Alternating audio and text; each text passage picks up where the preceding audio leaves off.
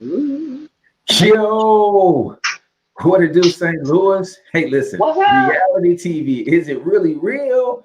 What's the name of your favorite reality show, man? It's 7 a.m. on a Tuesday morning, so y'all know what that means. It's time for the St. Louis Hustle Podcast with yours truly, Cortez Hustle, and my girl, Michelle. Hey, Hey, and we are coming hiya. to you live and direct from the where we coming from today, Shell? The From the AG city.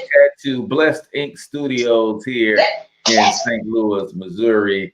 If you need some artwork, man, holler at my guy AG Tattoo, man. He's an amazing artist. But yeah, we're talking about reality TV, and I'm gonna give you guys my real thoughts on reality TV. But let us know in the comments the name of your business and or your brand if you're an entrepreneur. Let us know yes. your favorite reality TV show, and let's keep it all the way 100, man. How much reality TV you watching, right? Probably too much. If you have to ask, it's probably too much. And fellas, just so that you guys know that sports is reality TV. So if you watch Thank a you. football game, that's 3 hours right there. Thank Let's keep you. it all the way 100. We ain't playing no 1,000. games. All right. 1,000. Thank So, you. what is your favorite reality TV show? Let us know the name of your business and or your brand for that free business shout out. And also, St. Louis, tag your favorite St. Louis influencer, business Yep.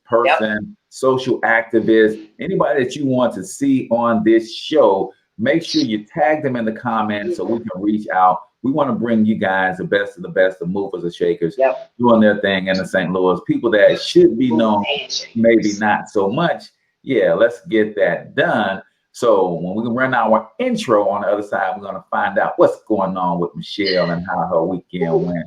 So let's run the intro. Growing up in St. Louis has never been easy, and most say if you want to succeed here, that you must leave and put down roots somewhere else because of the strong crabs in a barrel mentality here. I don't know if I'm just an optimistic person, but to see people like Chuck Berry and Nelly make it in the music industry, or the Roberts brothers and Dave Stewart in business, or William Lacey Clay Jr. in politics, can we blame the city, or is it that people just aren't hungry enough? We're talking to all of the movers and shakers in this town, from entertainers to politicians, social activists and organizers, and of course, entrepreneurs.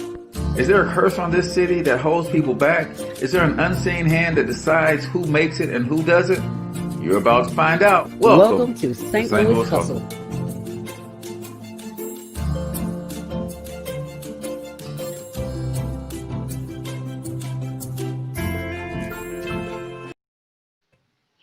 All right, ladies and gentlemen, welcome back to the St. Louis Hustle Podcast. I'm your host, Cortez Hustle. That's my co-host, Michelle A. And we are live and direct from the AG Tattoo Blessed Ink Studios here in St.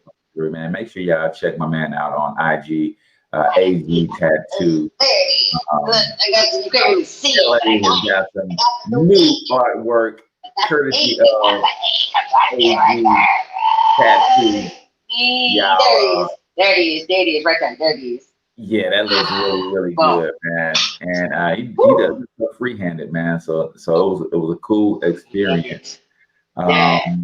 Yeah, so we're excited about what we put together. So we got an interview with AG. Most of you guys know that we interviewed him a couple weeks back. The technical challenges that we had just wouldn't allow you guys to hear his heart, hear his story, what he's overcome, the triumph, the tragedy, and man, it's an amazing story. So It we got is. to hang out with brother, and it was some good stuff. So Michelle, how was your weekend, sis? It was great. I have a question though. We're gonna go back. You got any tattoos?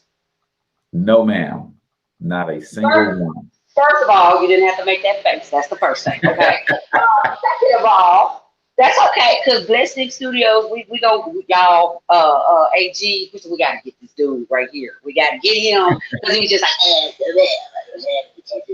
no, we gonna get you. We gonna get you. You can get sugar or something. Put on your arm or your. We gonna get you. We'll talk. We'll talk about that on camera. Listen, Okay. she's been unsuccessful for 24 years trying to get that to happen. It's not Right gonna now, happen. does Sugar have any tattoos? She does. She does. See, Yes. y'all could be matching. You ain't going nowhere. You ain't leaving. You know what I'm saying? We'll work on you. Sugar. We gonna work on. We gonna get them right together with the tattoo game. See, you saw me. I took the pain. I took it like a G. Like You did. AG get it like a G. I did. I didn't cry nothing. But shout out to Crystal, the bartender, though. Yeah, Awesome. yeah. She got us right, man. She was taking care of us the whole way through, so that was The dope. whole way. Yeah, it was dope. So my weekend, that was part of my weekend. That's what we did. So we had a lot of fun doing that. And then, man, I got out a little bit this weekend, and I just want to say shout out to all those gangster bar owners and restaurant owners in St. Louis County. Y'all some G's, because you guys are set firm that you're not moving. You don't care what the county say, you out there like that. You can't shut us down, and y'all was open anyway.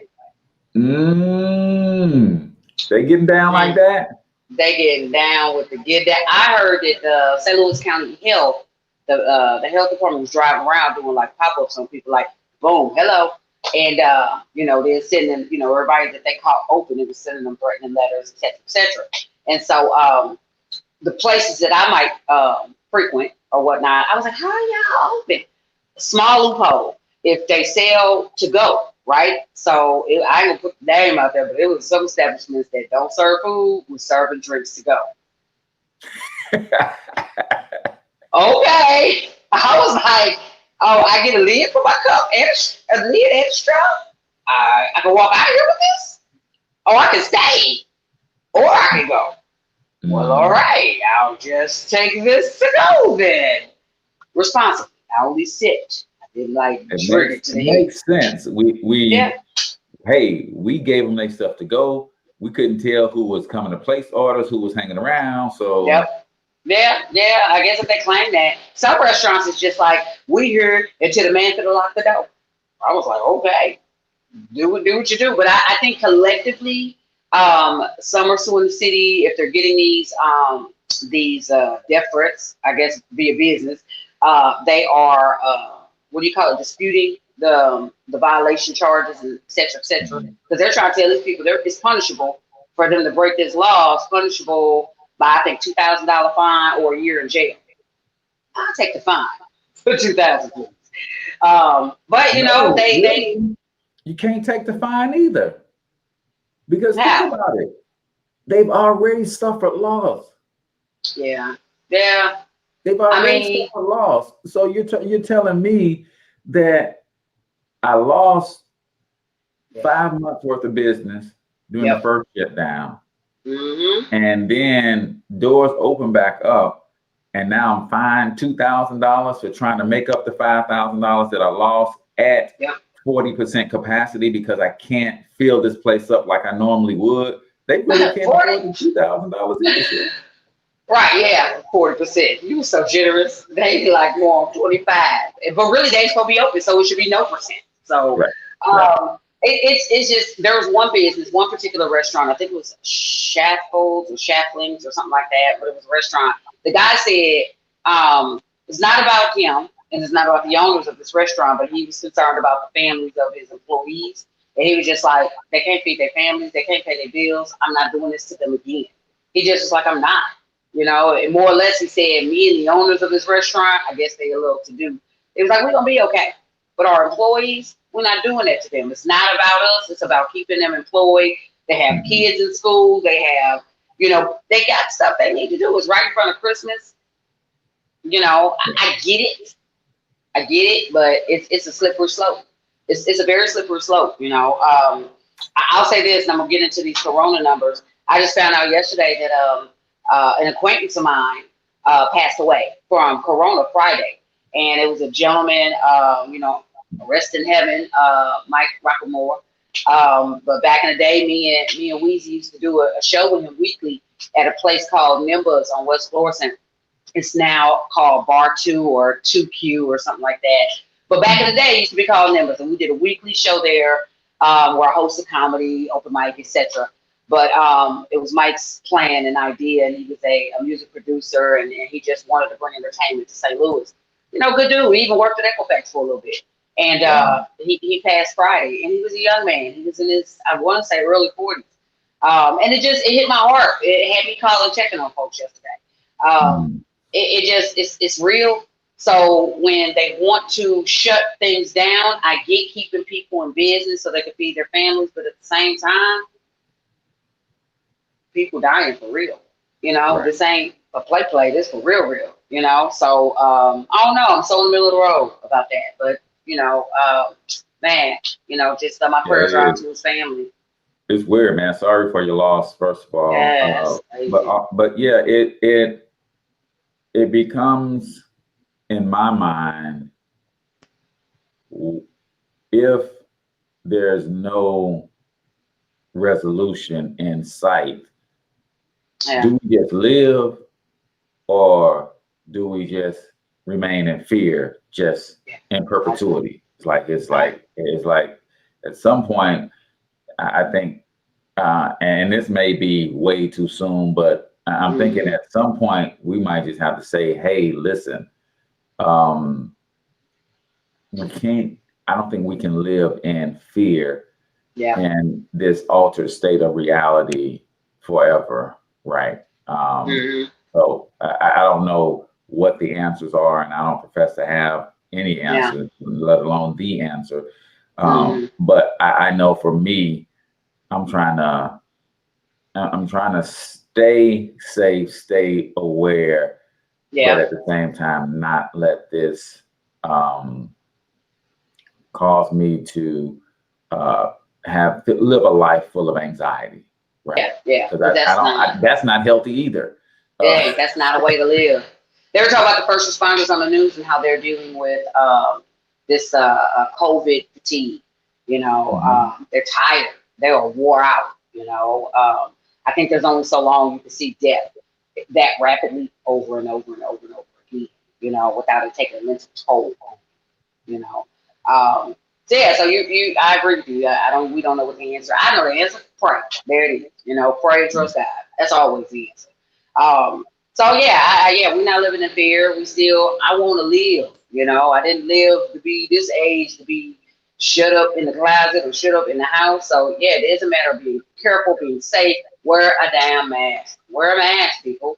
You know, socially distanced. We can be out there. We just got to be right. But people are getting tired. There's a bar in Miami. These folks lined up all outside, crowded up on top of each other to get into this bar. And a few masks were on, but I mean, people still wall to wall and on top of each other. Just, it just, I don't know. You know, we're interrupting families. You know, you can't be close to your loved ones at Thanksgiving. To me, and this is my last point, I'm gonna get off my soapbox, because I'm a person I love unity. And this thing is causing us to have to separate, you know? Maybe we need to find other ways to unify, which is true, but it's causing separation. God is not in separation. He's not. And so, you know, we just have to be smart. The hold on. And I saw a meme that made a whole lot of sense to a degree. But again, it goes back to, you know, what's really, really important. The meme said that I don't know if it was a private or a virtual Thanksgiving is better than an ICU Christmas. Yes, I saw that.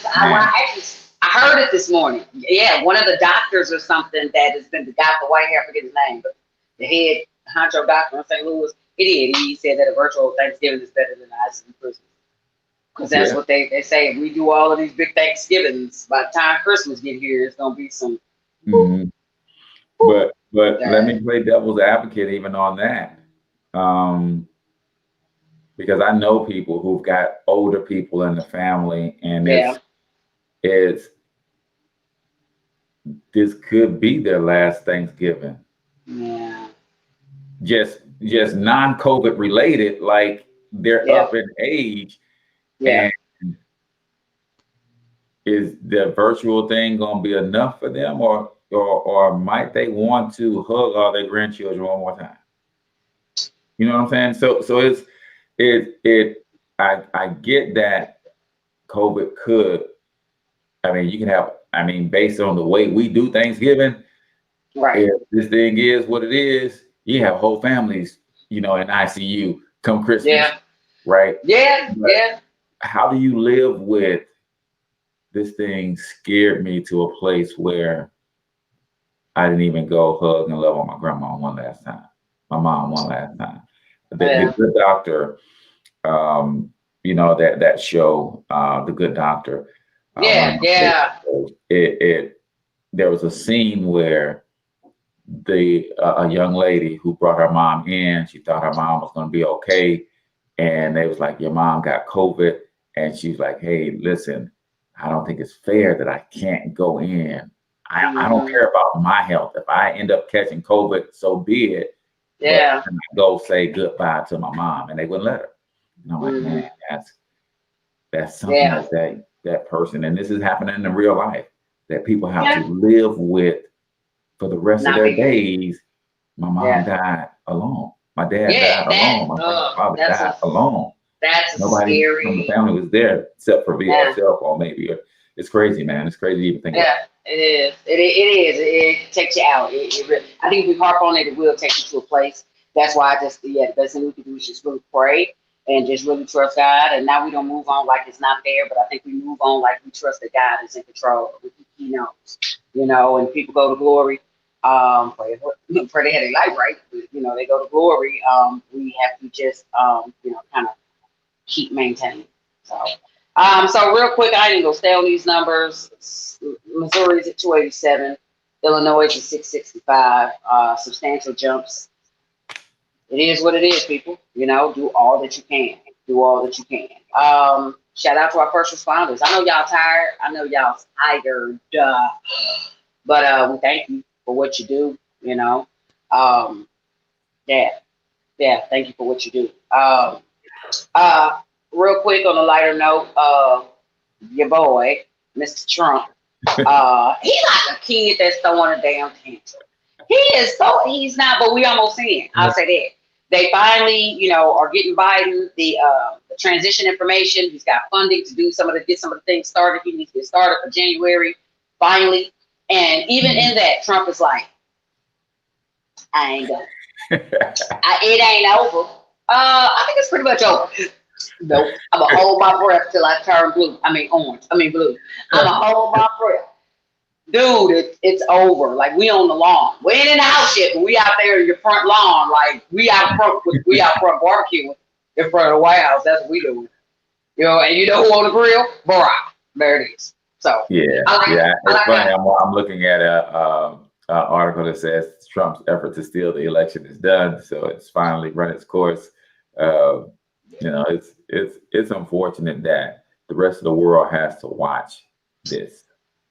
And right. You know what I'm saying? He's that stalker ex that just don't get it. We broke up with you, boo. We don't want you no more. We were our new man, okay? It's a wrap. Don't make us get a restraining order. That's what we got to do. The country's going to have to get a restraining order against Trump because this ain't going nowhere. You have to call the sheriff to get him out the White House, too. You have to call the sheriff. We have to lock him out. We have to lock you out because you won't think it's water. That's going to be funny for the world to have to watch is his stuff out on the front White House line. He got to put it out. He got that out. He got that out. That's what happened. So, so this whole reality show thing, man, you're right. I'm glad you said it for the men. Sports is reality TV. Duh. Yes, sir. Yes, sir. It definitely is. So my favorite, I'll start here. My favorite is the Housewife. Well, I ain't gonna lie. I like the Housewife series, but I only like the one in Atlanta because I relate. I don't relate to Orange County, or I don't relate to New York. I relate to Atlanta, right? And because they messy. They messy as hell. But they do the messy stuff the females been doing. Somebody finally just got a camera, put them on TV. But females been acting petty forever. At least us. Right. So yeah. What's your favorite? And don't say sports. What's your favorite reality show? I think if I had to pick something that I could consistently get into, if I wasn't busy building an empire, it would probably be building your own reality show. Yeah, I think the Love and Hip Hops Any city, kind of. Those are the only ones that I got into kind of long term. Wow. So others, I like T.I.'s Family Hustle. I kind of, watch those kids grow up a little bit. So there's so many that you even forget are reality shows, right? It's like that is a great, because the question just came to my mind: is it oversaturation? Because you're right, there are very few. I mean, not very few, but the scripted shows are almost becoming a thing of the past. Where you can have reality stars, not stars, ordinary people become reality stars and make more money than you have in your whole life working hard with talent. I said it. And they become famous, and you like, wow, what? You was famous because you know how to throw shade? Is that a talent now? Throwing shade, throwing punches, throwing blows, and you ain't in the boxing ring. You know what I'm saying? You're not an MMA fighter, but you will sling a glass of wine in a minute. Hit somebody in the head with a shoe. Right. Well, that is a skill, Michelle. That is a throwing shade now has become a real skill, and I'm waiting on it to become a sport. To be honest, right. Everything it actually becomes a sport. I'm waiting on ESPN to formalize the shade throwing Olympics, because I'd be tripping off how things become sports, right? Like the beanbag toss. It's real sport now. That's not. Listen, I'm watching them do the beanbag toss on ESPN with sponsors and everything, man. And I'm like, somebody made this a real thing. They got official weighted beanbag. They got the official distance and the lines and the rule book. How do you get into that? And you're trying to get it to hit the board and slide into the hole. It's like, man, I'm like, man, who decides that, man, this is official? Official. How do you get into that sport? Because that might be a sport I can do. You ain't got to run. Don't look like you're going to get winded. And you win money and prizes. I'm telling you. That's a sport I can excel in. It's started out in backyards across America. Right. At the barbecue. You're going to see me on ESPN. You know what I'm saying? Warming up and stuff. And, you know what I'm saying? Like, she getting into it. But they be serious, too. They be... Right. Forward technique. They be serious. They got their little... Right. Hilarious. That is hilarious. Let us know, put in the comments, let us know what your favorite reality show is and why. So when I was doing a little digging on reality shows, the very first ever reality show was a show called An American Family, debuted back in 1973. It was more of a documentary because they followed this particular family, but it was more documentary style, right? So it was reality, but it wasn't, right? So 20 years later, that really kind of gave birth to The Real World, which was, I think, the first official reality show that was on MTV. 1992 was the year. And I think the difference was that first show was narrated. This show, they just put these people in a house and let the cameras go. Let them catch the man. So, see what happened. Yeah. I remember when Real World premiered, and I remember watching it when it first came on. I was like, they just put these people in the house. They put cameras there. What they gonna do? And I think it was so addictive, and people just watched. And man, it just kind of grew from there, and just kind of, I think it kind of almost got out of control. I don't know. It's more fantasy, I think, than reality, but. Yeah, and I think the way, I mean, just like with anything that is success, TV is a business. Reality came out, and they cracked the code. There's a formula to a reality show, and they figured it out. And then once the formula and the code was cracked, now if you got money, you can just throw money at a particular topic and say, hey, let's just find some real people and put them in the room. And the formula says that You screen these people heavily with these series of questions, and you Yep. get a psychological profile on these people, and you mix these different psychological profiles together, and you know you're gonna get fireworks. It's a flat out for real formula It is. to it, and I'm like, man, they understand how to make magic. Once they get the code cracked, man, it's going down. Yeah. One show that I particularly, it was a guilty pleasure. I didn't like it. I didn't want to like it. And it was Bad Girls Club, right? And just speaking on what you just said in regards to, they get these people, they put them on, and they see what the chemistry does. Bad Girls Club was a reality show. On the surface, we're trying to reform these people to not handle business with their fists. But you know, when you first put them in the house, that's exactly what they're going to do. It's for badasses. It's for people that think that you can whoop a bunch of, I'm trying to stop cussing. Sorry, Lord. People that think that they can whoop a bunch of tail, and then put them in the house, you know, and there's always the big black girl that's like, you know, big bad mama, and she's like 300 pounds, and she'll drag you. Pretty scary. But, you know, then there's always the, you know, the little white girl that, you know, she'll sneak up on you and just like, right in the face. Didn't see it coming, you know. And for me, some of the shows, I think, cross the line because when you have, it goes back to parenting, but when you have adolescents, teenagers, preteens watching these shows, they miss the message and they get the action, which is, oh, somebody, you having a problem with Tasha, you better walk up on her and drag her. You better walk up on her and grab a handful, be like, come on, we're going over here. Drag. That's not the answer, but when you have people watching this, it sets a tone that they're glamorous, oh, they're pretty, they're on TV. That's what I got to do. That's what I'm going to do in my life. It just sends a bad message, I think.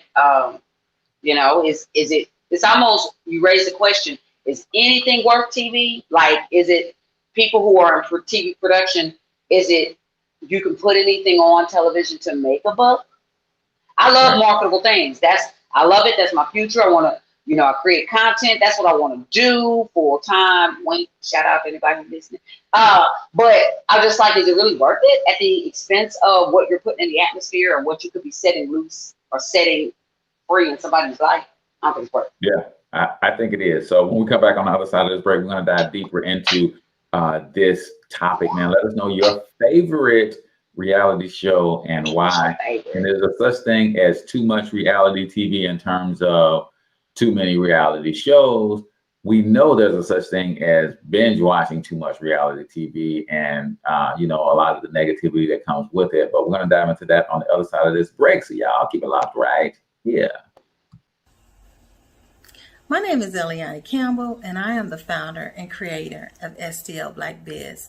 STL Black Biz is an online Black business directory that was created in 2014 to connect Black businesses and consumers that are looking to shop Black businesses. If you are a Black business owner and you're interested in showcasing your products or your services, you can do so. You can visit us at www.stlblackbiz and you can list your business. For more information, visit www.stlblackbiz. Go to stlblackbiz.com.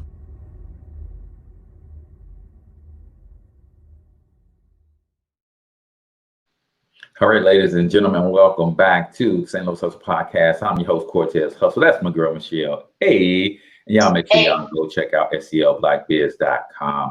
My girl Eliani is making it easier for those who are conscious about circulating the Black dollar to find businesses to patronize. So check that out. So we're on this reality TV kick, man. And, you know, for us guys, it is sports. It is, you know, reality TV. And I often ask the question rhetorically, but seriously at the same time. Can you afford to watch umpteen hours of football, right? If you think about it, Michelle, most guys, when they get into football, the game itself is 2.5 to 3 hours, right? But then you have the pregame show. Most guys will watch 30 minutes of the pregame show. And then you have the post-game show to tell you about what you just watched. And most guys have to watch that too. So we're talking 5 hours per game. If you look at a Sunday, the way the NFL sets up the schedule, it is a noon game, then a 3 o'clock game, then there's a late game because based on West Coast time and that kind of stuff. And then there's a Sunday night game, then there's a Monday night game, then there's a Thursday night game. And then if you happen to play fantasy football, you have to keep track of all of those things because your players are playing at different times.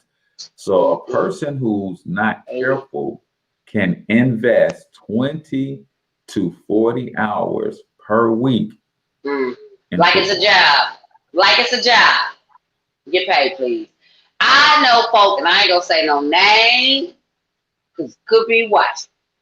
But, and I'm not saying this to throw shade, it's gonna seem like shade. So if you are watching Mystery Person, I apologize in advance, it ain't shade. However, not only are guys doing the whole fantasy football thing, but they started leagues. And they're getting video games, and they go through video game, and they set up their teams, and they connect with other players around the world and create leagues and teams and play each other. And they have rankings and who won their Super Bowl, and they're physically playing online with people all over the world. Great for connecting with people, I get it, but they take it serious like they out there on the field. They take it serious like they sit there and game and talk crap, trash, and all of that, and they do. Some folks doing it like it's a job. It's a full-time job. I'm like, you get paid. You don't get no. Does it set you up for somebody to see your skill, and they see your skill, and then you get paid? No, you do it. You just do it because you. Just fun. Just fun. Just 4 hours a night of fun. We can't go out because you got to play the game. We can't go nowhere because you got to get online with a bunch of other dudes and do this here, and ain't no money involved. Are you sure ain't no money involved? Yeah. Ain't no money involved. It's something, man. It's something. No shame. The way these reality shows are crafted and created, it is. They build them like it's like a perpetual car accident, right? You cannot drive past a car accident and not look, right? And that's become a formula for reality TV. It's they created these perpetual train wrecks because I don't watch or I don't know when they come on, but if I'm surfing and I see one, now it sucks you in. What makes you stop the fight? The fight is what makes you so you like, oh, they finna be snatching, they finna be snatching edges. Right. And it's funny because no matter when I'm a random surfer. I surf more TV than I actually watch actual shows. I just like to see what's going on, right? But no matter when you surfing and it pops up, the drama is so thick that it's like it's about to go down. How do you every time the show shows up on the screen, it's always about to go down, right? Always. You get stuck in the thick of it too. You know what I'm saying? It's like it is a vortex. You get sucked in and you're like, oh, how I get out of here? Oh crap, damn, what's gonna happen next? And you just find yourself in the show that I really cannot stand is it's nasty. The Bachelor and the Bachelorette. That's some nasty foolishness there if I ever seen it myself. Here's the thing, okay? You're trying to find love. I ain't got no problem with that. But they have these single men, single women on here, and they bring you a roster of people. And the idea is to get to know all these people until you find love, I guess, and I don't know how long they shoot, 30 days, 60 days. But you basically are dating 10, 15, 20 people within this 60-day period. You kissing and slobbing and sweating and spitting and God forbid if you get intimate with a couple of these people. But you're just boom, boom, boom, boom. You know, in search of love, and it sets a tone that that's what you need to do to find love. And it's crazy. You just finished putting your tongue down this man's throat. Now you over here putting your tongue down this man's throat. And it's okay. And when is it okay to go behind two different people like that? Like, that's okay. Like, you don't know what they did in that room, but you can't wait to get in the room so you can do it too. Right. Nasty people. Nasty. The Vid-19 is out here, as Kevin Hart said, call it the Vid-19. You heard me? Do you hear me? Going back yeah. So there's a lot to it when it comes to these shows. And I had never gotten into The Bachelorette and The Bachelor, but I know of those shows. And it's, you look at the bootleg version of it, Flavor of Love. He did like 4 seasons, right? It's crazy as it sounds or seems, but when you think about being played like that, and I say played intentionally, but even though I know he got paid, I think there's something that says, man, there's a difference between people laughing with you and laughing at you, right? And even though you're getting paid for people to laugh at you, I know, you basically got a second career out of that flavor. And I get it, man. I knocks nobody's hustle, but you got a second career doing what? That was his second career, right? He went from Public Enemy doing his thing, and then that whole Flavor run, that was like a 10-year run. That was a whole nother career for him in the entertainment business. And I can only hope that, he did something with his money where his money is going making money for him and bought him some assets and that kind of thing. But it's another, it gave him a second career because people didn't know, most people who know Flavor Flav today don't even know Flavor Flav from Public Enemy. Right. They know Flavor Flav from Flavor of Love. Right.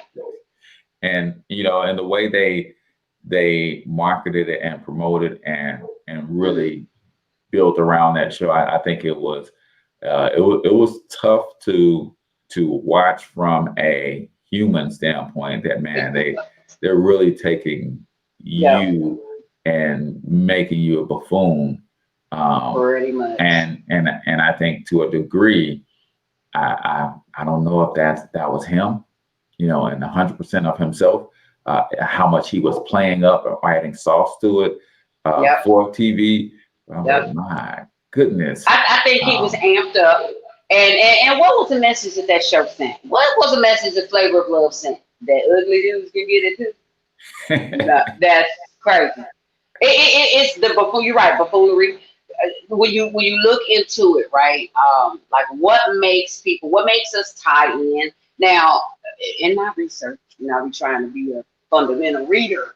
And in my research, I think there was 2 different reasons I came across that statistics say people watch or get into reality shows. One of the reasons is they're so popular because people like to watch other people be successful. It's human nature. It's human nature for people to want to see the underdog win, or we like the bad guy when the bad guy's being bad, but we like to witness these things, almost like a I knew him win kind of thing, or what I'm saying? We get joy at other people's pain. And you're right, you hit the nail on the head. We like laughing at people, even when they do things that make themselves and or they people look like crazy folks. Even though they're fulfilling stereotypes, it's like if I started a reality show about fat girls that like to eat, they'd be like, okay, we can watch it, but that's predictable. We already know you like to eat. There you go, but I would get on there and make myself look like a plum fool because I'm fulfilling the stereotype, or black people eating ribs. It's the rib show, rib reality. It just. What I'm saying? That brings me to another one, My 600-Pound Life. Oh, Jesus. If you want to go on a diet, watch that damn show and try to eat somebody's career. I guarantee it'll change your life. That's the best diet plan in the world. Motivation. You hear me? I I was flip. That's why I don't TV surf no more. We put on one thing. If I'm gonna eat ice cream, I don't need to surf the channels because I always, when I'm eating the wrong thing, land on my 600-pound life, and I'll be like, oh Lord, I don't want that to be me. I don't want this ice cream no more.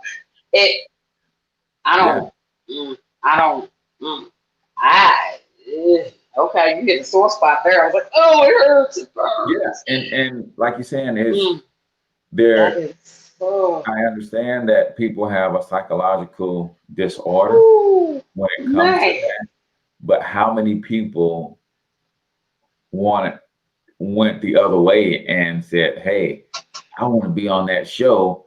I'm only 350. How do I get to 600? How do I get to?" Right. I watch people Let me get my game up. try to eat their way on those shows, and I'm like, man, that's crazy. But that's the world that we live in. I also think that they become so popular because these are regular people, right? Yeah. And I think that has a lot to do with we're in a place in our society where we're trying to see the professional and the expert and people that we can't really relate to. We're in the keep it real culture. So yeah.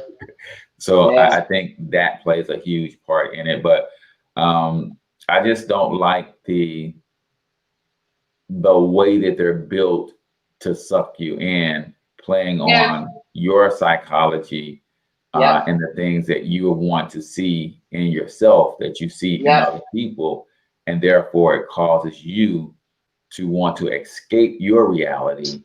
There it is. Instead of building a new reality. Right? Yep. And Exactly. my life's work is about encouraging you. Listen, man, I get it, man. You watch a football game, you slip off into that world, and now you don't have to think about your world. But what about creating a reality for yourself that you don't want to escape? Yeah, that's it. Yeah. That is so true. I think one of the realest shows out there, and I love this person. Somebody even said I look like her, and I'm just like, I don't see it, but thanks for the compliment. Ayana Benson, fix my life, okay? She's real because she is not there to play. She's centered. I do have some questions about it, but that's a whole nother story. But she's centered. She knows who she is, and she knows what she's there to do. The cameras just happen to capture it. There was a person. I forget what the subject of the show was, but they were trying to help this person who was a budding reality star. This person had been on a reality show, but they had some family mess. The person reached out to Ayana, hey, we got this going on in my family, and I want to talk about it. Ayana has a rule for her show. You ain't finna come on here to get your fame and your stardom. You ain't finna come on here to boost your career. She specifically has her producers ask questions related to, or they have stipulations in the contract that you can't tweet about this beforehand. You can't go on social media and talk about it during. And there probably is a clause that says you can't talk about it until a certain amount of time after you finish doing her show, right? And this particular reality star was on there tweeting about, I'm finna go with Ayana, she finna fix my life, and we finna do this, and she was like, she called her out, beloved. That's her word. Beloved, let me find out you trying to use my show to get you some stardom. Let me find out you here playing when I could have been helping somebody else. You here playing? You online making tweets and posts using my name for your glory, for your flicks? Shut it down. Pull the whole production team out. We out of here. See you later. Bye. They're the big. Now again, I realized it could have been. It felt real to me. It really did. You know what I'm saying? Like I felt her whole heart. And she rolled out and she was like, I'm going back to my camper, my trailer, the little thing they be in. She was like, the bus. I'm not doing this. And they had to coach, so the girl had to come back and apologize. Now, I don't know the time period that he left between when she walked off and when they did start the show back. But when I say she peeled the onion, when they did get into her business, she peeled the onion. She just was like, oh, we're getting all these layers out and get to your core. You gonna look ugly on TV today. You finna do a ugly crap. Yeah, and that's what she did that. A show like that, I could see somebody trying to leverage that and get back in front of millions of people. Yeah. And you know, man, if I can get another 100,000 followers out of this, that'd be great. I don't care about the work, and yeah, my family always crazy. They're gonna be crazy after this, and we ain't trying to do nothing. We just trying.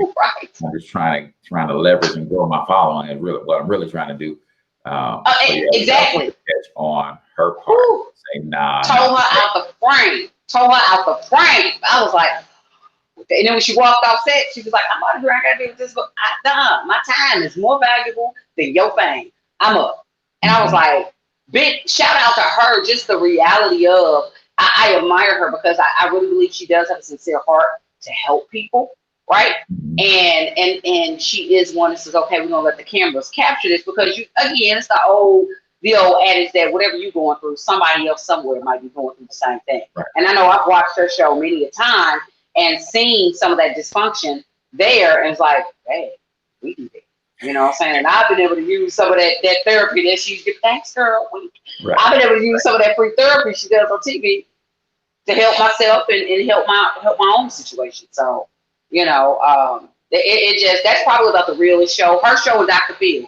I think Dr. Phil just been on TV so long he don't get that. Dr. Phil will tell you like, no, you a coward, and the truth ain't in you, your butt stank, and you don't love Jesus. He'll tell you. He really doesn't care. And will invite you to leave. You know what? If you're gonna be like that, get off my set. I ain't going nowhere. You get off my set. He'll put you out. Don't care. If you want the help, we can get you the help. But if you don't, take that with you. Deuces. Deuces. Yeah, somebody that's gonna replace you. I had my wife's cousin actually was on Judge Joe Brown. Court shows. Lord. The behind the scenes and stuff. Of course, they sign you to NDAs and all that kind of stuff. But I remember him saying, man, when I went on that show, I said, I'm not gonna let him drag me into no mess and have me looking crazy. 3 minutes in. 3 minutes in. Joe Brown. Get it out. It's like, hey man, listen, what I ain't, man, you can't talk to me like that, man. So what you're telling me is just use a deadbeat that. Before long, it didn't take long. I was like, man, yeah, you understand that they did a psychological profile on you, bro. Right. You know what? What's the other guy? What's the other judge? Not Joe Brown, but the other one from Chicago. Oh, the black guy. It's Joe Brown. It's on the tip of my tongue. Hatchet? No, it was a guy. It's out of Chicago. There's Joe Brown, and then there was the other guy. He was a little bit better looking than Joe Brown, a little bit younger than Joe Brown. I can see his face. I can't. If y'all know that guy's name, that dude, God, it's gonna bother me now. Please, somebody drop his name. There it is. Matt Mathis. Judge Mathis. Thank you. Yeah. Woo, Judge Mathis. He would be like, my courtroom with that foolishness. Right, yeah. Detroit, that's what it was. He said, man, let me tell you something. He's just straight to it. It's like, man, you lying. You lying. Sir.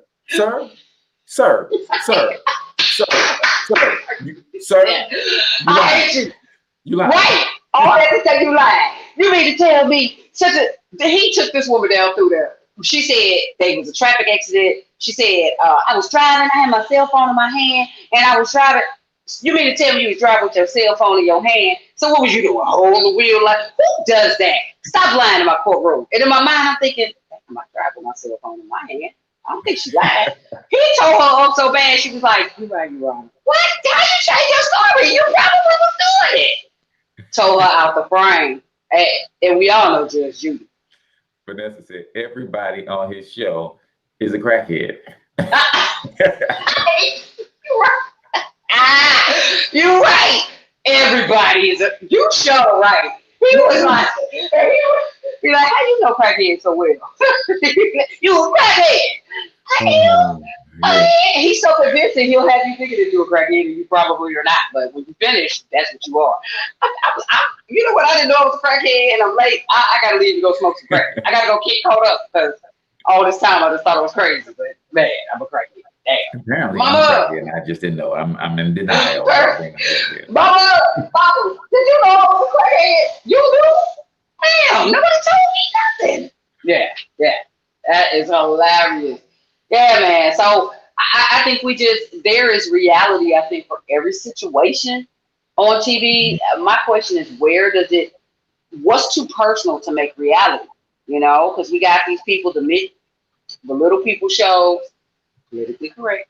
The little people shows. That was one of they little people, big life, big something. I watched that show. What was interesting about that show was the couple had a couple little people children and a couple regular sized children. I was like, dang. It's not funny, but I don't know. How does that work? I mean, like the kid was like 12 and he's 4 feet taller than his dad. I'm like, man, that's 4-year-old. Screw that. how does that work? And then it's funny because you watch their whole life, even through on this particular show, through the divorce, and now the little woman is getting married again. And I'm like, man, did she getting married again? Yeah, did the show cause that breakup and that separation like that? And it's weird. How is it? Sorry, Lord. She had a husband, got divorced, and we ain't got another man, and I can't get one to keep it. What about doing wrong, Lord? Man, I be looking at some of these shows, and I ain't gonna lie. I hate to take it here, and this is gonna sound real self-absorbed and vain, but I look at some of these shows, I'll be like, clearly. And I'm like, huh? What are you doing? What's wrong with me? Why? Why, Lord? Why, Jesus? You need to go on The Bachelor. You need to be the Bachelorette, Michelle. Oh, the devil is a lie. I didn't think about it. Yeah, the problem is, Michelle, you might just need to go and get 20 of them in one room and just say, hey, listen, let me get to know you. Nah. Now, you know what? I did think about the plus. That's the only market that they have not hit yet or tapped. No pun intended. They haven't hit that yet. The only market they haven't tapped it. That ain't no better. The only thing they haven't done yet was a plus size dating show. That's the one, like, get a really fabulous and wonderfully beautiful plus size female, and find a man that love her.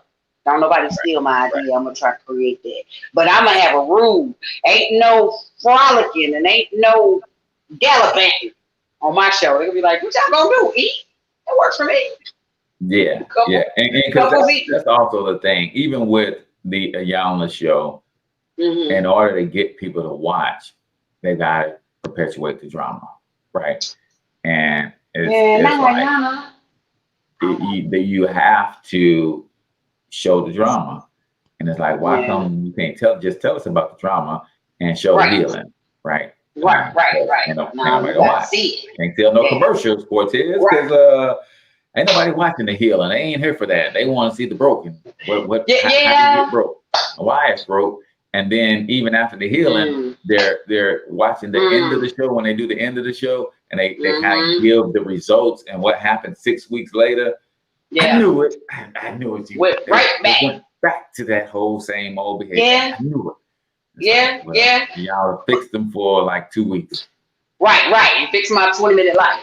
You know what? But I'll say this though. You're right. People want to see the broken. People want to see people like them. You're right. They want to see everyday folks that are going through the same thing that they go through.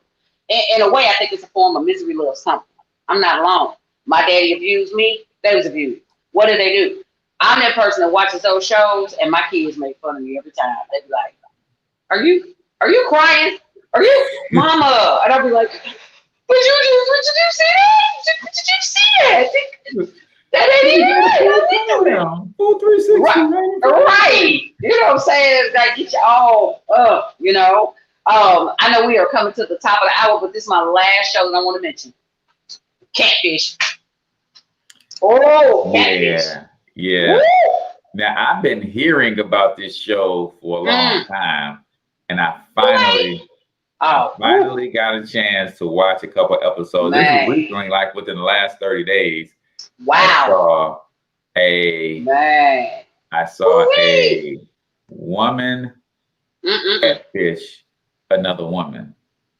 And then when she needed to, the woman who was being catfished needed to hear a male voice, the woman doing the catfishing used her husband. I was like, how bold what's wrong with y'all, man? Who does it? First of all, I'm as your husband, like, we are not playing with nobody's life like that. You stop talking to this, communicating. We're gonna take your phone, we're gonna take your laptop and your tablet. You're gonna stop talking to this person. And I forget how long it went on. So when they pull up, the catfish people pull up, they talk to the guy. Yep. And then, the guy was like, well, there's really more to it than the story. Then let me let y'all meet somebody, my wife. Say, wait, you catfishing people? You got a wife? Right. And then it came out that no, he wasn't catfishing her. The wife was catfishing her. That's it. Ridiculous. She supposedly was sick or something, and she stayed at home, and she fell in a platonic love with this woman because she didn't have anyone to talk to all day, and she said the things to that woman that she wanted her husband to say to her, and no, she's not gay, and just all kind of stuff. But on the other end, you playing with somebody emotional. You know what I'm saying? Now, that's the first thing. If you're going to do online dating, you got to be smart. Now, I'm going to be honest. Y'all know I do online sometimes. Thank God, knock on wood, I ain't never been catfished, okay? But because I'd be like, hey, we did video chat. What we going to meet? Hey, because I ain't in public at the police station. Oh, you got a problem with that police station? I ain't fooling with you. Because that whole catfish thing, that's a real thing, and that is scary. I go to jail behind catfish. Okay. Yeah. And it has to get at some point start getting elaborate. And I'm like, like her bringing in her husband, and then so I'm gonna bring you in to talk to this chick because she needs to hear a male voice. However, I've got to coach you up on all the lies I told this person so that you can be up to speed in case she asks you this question. I'm right here on the other phone. And when I'm giving you the retorts, and that also makes me wonder, say this. Were there any red flags that the young lady just ignored? It's like, how come every time I ask you a question, you have to put me on hold? Right. Seriously. Or why we always text? Why is it that we always text? I had to ask, last time I did the online thing, it was a gentleman, all he wanted to do was text. The devil is a lie. Who on the other end of the text? You know what I'm saying? You don't want to pick up the phone to get on the phone with me. But even in that situation, just like old girl did with somebody else on the phone, tell them the lie that you're doing. Unfortunately, family members behold lies. They just do that. They think, I wouldn't, but folks do that. It just, so yeah, red flags go off. You know what I'm saying? I kind of, like I said, if I'm in that situation, I'm bored, I do get online, I am going to look for that, like, why you got pictures on here from 1980? And you, this is my last little bit. I'm going to give you the edited version, but I met a guy online, and his pictures, he said he was 47, but the picture, his mustache looked 57. I was like, I don't think you're 47. And then when it came out, he was in the 60s. He was in the 60s. And I was just like, you took away my choice to decide if I wanted to date somebody in their 60s. And you ain't had a right to do that. That's not fair. That might be another show on catfishing and online date. That might be a whole other show. Anyway. You over here looking like Scotty from the Whispers.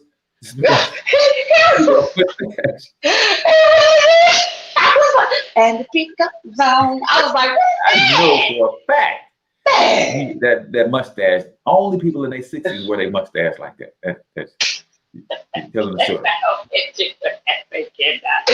Only people in their 60s with a fro. Only you, because the afro, and the afro. You 60 something. And you wear them long collars. You know what I'm saying? And you wear them Sears sucker suits. Say that 3 times. Sears sucker suits. Yeah, and I heard you say the word sucker. So that lets me know. Hey, hold on. Hey,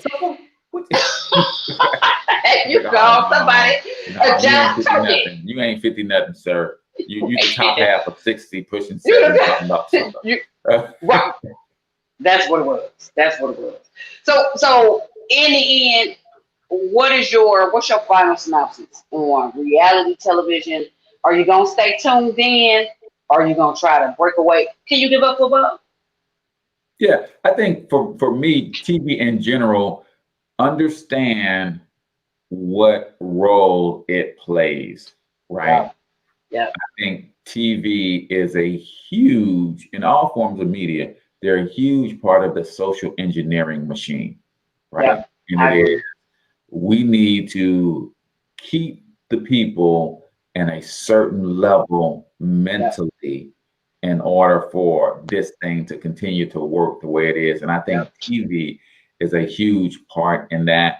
So these shows have to be crafted in a way that it brings you into this fantasy land. Because when you are in that world, hours on end, right? People don't realize how much time they fall into TV. For hours on end, you're in that world. And I have my moments where I think Fargo is something that I've been binge watching lately. But for hours on end, you're pulled out of your reality, right? And I get life is stressful, man. You need some sort of stress reliever. But for hours on end, you step away from your reality. And instead of dealing with your reality in a way that you can fix it and create a new reality, you just escape it for a couple hours, and then you come back and you deal with your reality for another 12, 15, 18 hours, and then you escape, and you never get around to the business of creating the reality that you want.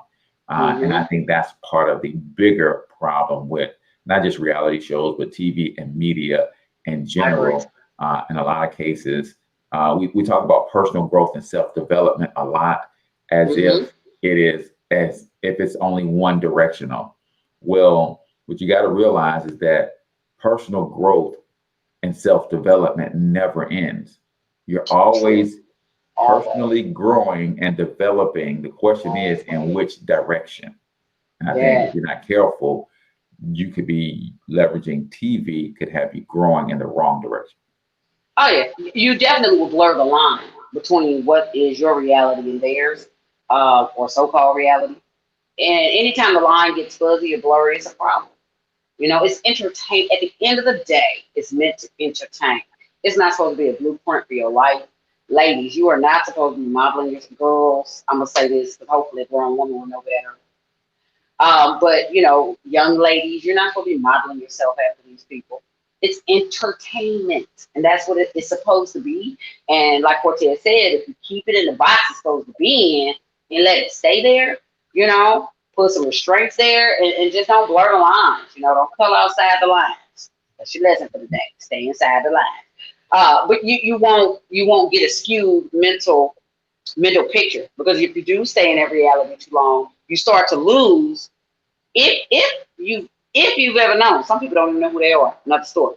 But if you know who you are, you stay in that reality fantasy world so long, you start to blur the line of who you are, what you want, what your goals and aspirations are, because they make TV look glamorous and they make it look wonderful. And they get to drive in nice cars and wear great clothes. Their face is always beat. You know what I'm saying? And it makes you say, I want that lifestyle. You know what I'm saying?